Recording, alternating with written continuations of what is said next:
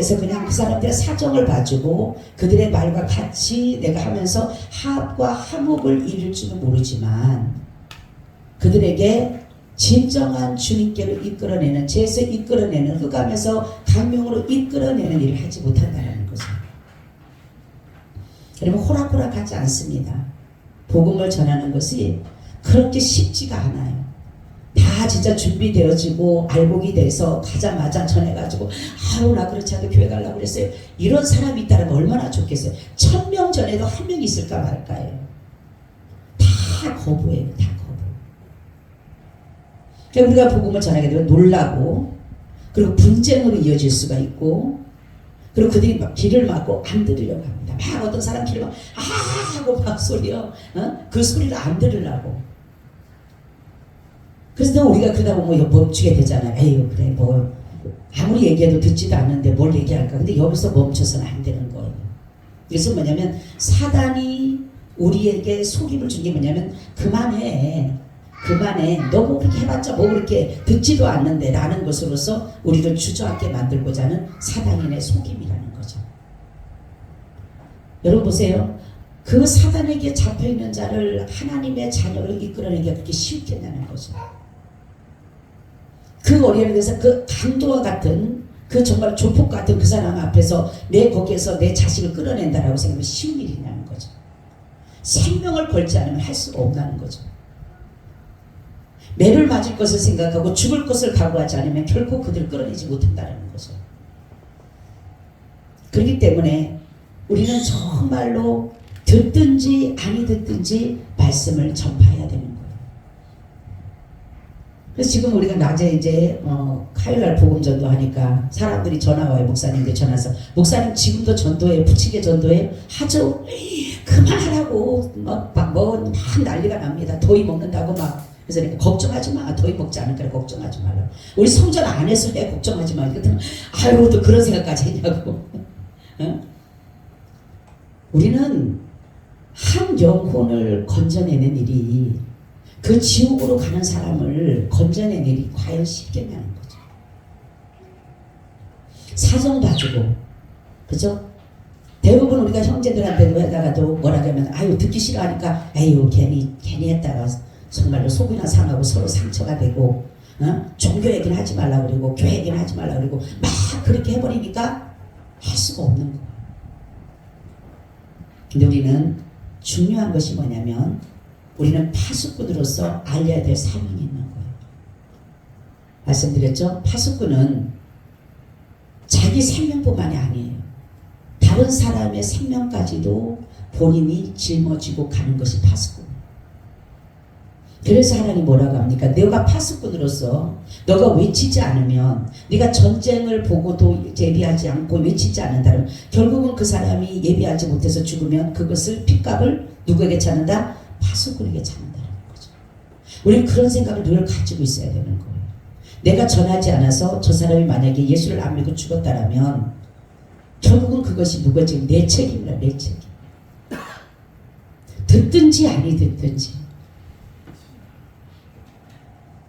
그래서 알려야 될 사명이 우리에게 있는 거예요. 그러니까 사도 바울은 그 지금 매 맞고 감옥에 갇히고 지금 이제 며칠 있으면 죽는 그 순간에도 전도에 대한, 복음에 대한 열정과 열의를 다시금 디모데에게, 어찌 보면 그렇죠. 디모데야 지금 이 상황이니까 좀 잠잠하고 있다가 지혜롭게 있다가 다음에 전해라, 이렇게 할 수도 있잖아요. 그렇죠? 근데 정말로 이 진정한 복음을 전하기 위해서는 우리를 죽인다 하더라도 우리는 두려워해서는 안 된다는 거죠.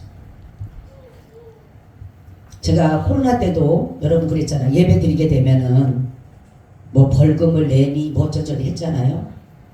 근데 정말로 토요일만 되면 전화가 와요. 전화가 와서 내일 예배 드릴 겁니까 목사님? 그래 드립니다. 그러면은 몇 명 드릴 거냐?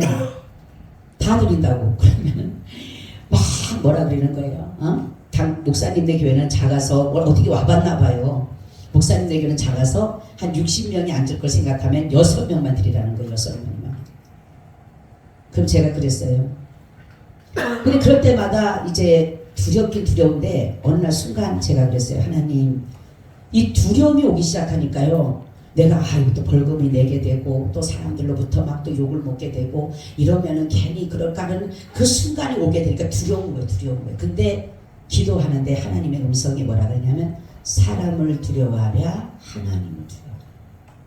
그때 내 마음에 딱 뭐가 담냐면 그래 감옥 가라면 가지 뭐. 사람들로부터 욕 먹으면 욕 먹지 뭐. 집 밟히면 집 밟히지 뭐.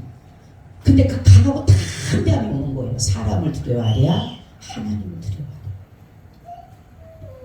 여러분 우리는 사람을 두려워해서는 결코 전도할 수 없어요.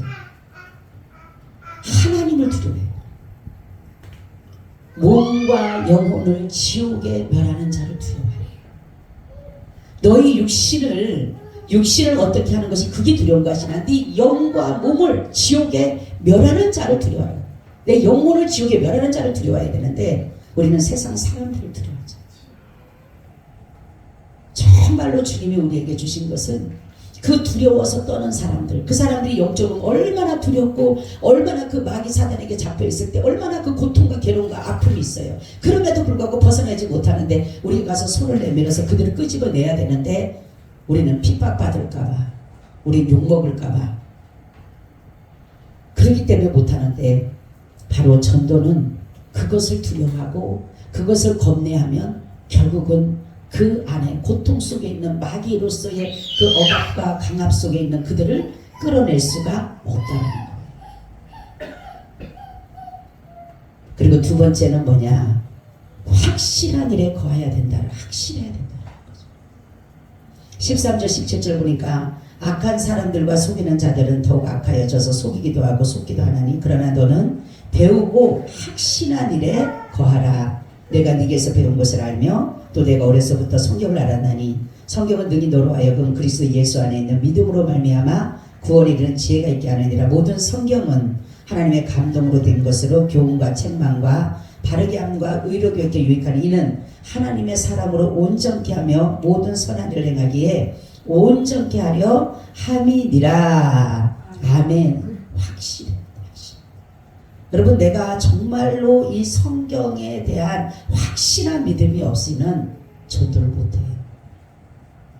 그래서 구원의 확신이 있고 예수 그리스도를 믿음으로 말미암아 구원받는다는 그 확신이 있게 되면 전하지 않으면 안 된다는 거죠. 그러니까 성경을 기록한 목적이 뭐냐? 요한복음 20장 31절에 나와요. 오직 이것을 기록함은 너희로 예수께서 하나님의 아들 그리스도이심을 믿게 하려 함이요 또 너희로 믿고 그 이름을 힘입어 생명을 얻게 하려 함이니라. 아멘. 그렇죠? 확실한 일에 거하지 않으면 예수 그리스도를 나의 구주 나의 하나님으로 믿지 않고 그로 인해서 영생을 얻는다는 그 믿음이 확신이 없으면 전할 수가 없는 거예요. 그러니까 오직 성경을 기록한 목적은 예수를 믿게 하는 겁니다. 그리스도 예수 안에 구원을 믿는 것이 바로 예수님이 많은 이적과 기적과 표적을 보이고 이스라엘의 역사의 모든 역사를 기록한 것은 병 고치는 일, 또한 크고 작은 일들, 또한 사람들 눈에는 그냥 정말로 예수님이 무슨 기적과 이적만 행하는 그런 분으로 말해가고 죽은 자도 살리고 무리를 걷게 하고 귀신을 쫓아내는 이러한 먹을 것이 없는 자에게 오병의 기적을 나타내는 이런 일들이 바로 뭐라고요? 그리스도라는 것을 알게 하기 위해서 하신 것입니다. 그래서 바로 그런 모든 것들을 예수님께서 이루신 것은 그런데 사람들은 여기에 머무르게 되는 거예요. 병 고치고 어떤 해결되어지고 이런 것에 머물다가 보니까 내가 이런 것을 확신을 못하는 거예요. 어떨 때는 병도 고쳐지지만 어떨 때는 병이 안 고쳐져요. 어떨 때는 문제가 해결되지만 어떨 때는 문제가 해결 안 돼요. 그래서 우리는 예수 그리스도를 믿는 믿음의 확신, 그러니까 성경을 정확무한 책이라고 하나도 오점이 없고 실수가 없고 그러한 것이라는 걸, 그래서 완전 축자 영감서를 우리 믿어야 되는 거예요. 근데 지금 많은 사람들은 성경을 한 부분은 하나님의 말씀으로 믿고 감동이 된 것을 믿고 한 부분은 안 믿는 사람들이 많아요. 근데 성경은 창세기부터 요한계시록 한 획 하나하나까지도 뭐예요? 하나님의 영감이 됐다라는 거죠. 영감. 그렇기 때문에 성경을 바로 우리가 알고 믿고 가는 것은 뭐냐면 예수 그리스도 안에 영생이 있다라는 것을, 그거를 우리에게 전해주기 위해서 성경이 기록된 거예요. 그러니까 우리는 그거를 믿어야 되는 거예요.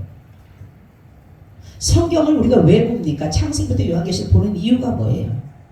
예수 그리스도를 정말로 나의 주 나의 하나님을 믿고 그분으로 인해서 내가 영생을 얻는 것을 믿음으로 말미암아 내 삶을 어떻게 살아가야 되는 것에 대해서 잘 모든 것들을 우리에게 말씀했는데, 에베소서 같은 경우는 교회에서인데, 교회론인데, 교회에서는 너희가 어떻게 해야 된다? 우리 한 사람 한 사람이 예수님을 영접한 사람은 교회라 그랬어요. 그럼 내가 어떻게 어떤 삶을 믿음으로 살아가는가에 따라서 그것을 잘 해석해 놓은 건지 바로 뭐냐면 바로 에베소서. 그렇기 때문에 우리는 성경에 대한 모든 것을, 가장 작은 것 모든 것 하나도 다 우리는 그 역사설이라든가 이런 모든 것을 다 우리는 하나님의 감동으로 된 것을 믿어야 되는 거예요. 그러니까 성경은 오늘 여기 말씀하고 있잖아요. 성경은 하나님의 감동으로 된 것으로 교훈과 책망과 바르게 함과 의로 교육하기에 유익하니 이렇게 말씀하고 있어요.